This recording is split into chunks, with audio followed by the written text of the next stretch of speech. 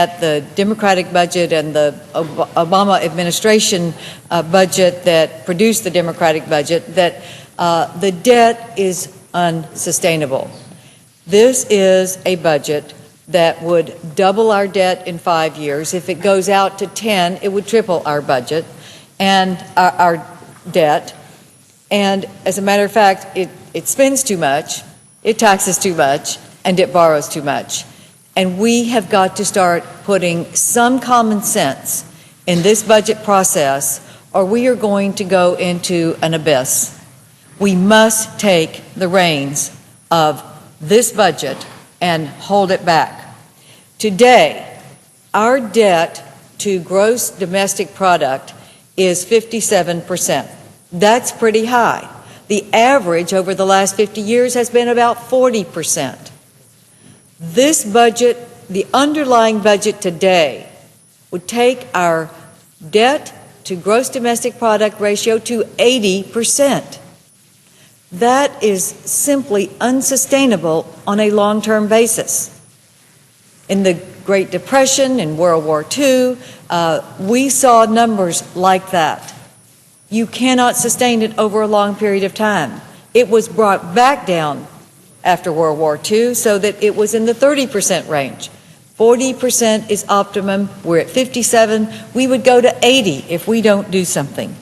And that's why Senator McCain and those of us who are co-sponsoring his substitute are trying to do the right thing.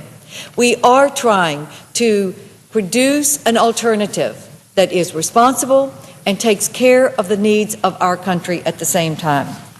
The key points of this substitute are that we would cap discretionary spending at baseline levels plus inflation, except for defense and veterans. That means every program that we have can grow with inflation. You're not cutting anything from today, but you're allowing it to just grow by inflation, which will cap it, except for defense, which does increase, and our veterans, which does increase. We have increased our veterans, we have increased defense, we will continue to do so because we know our duty to those who are serving our country and protecting our freedom.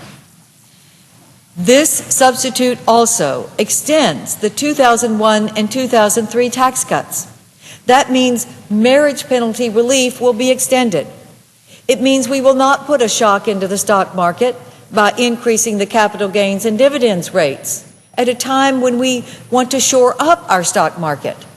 The worst thing we can do is send the signal that those taxes are going to go up in 2 years when our economy is already flailing.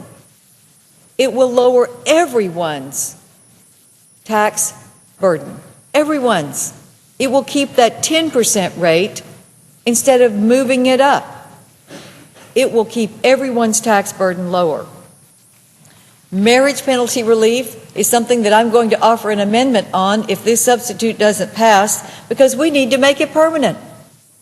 The marriage penalty in this country, if we go back to the way it used to be, is over $1,000 a couple.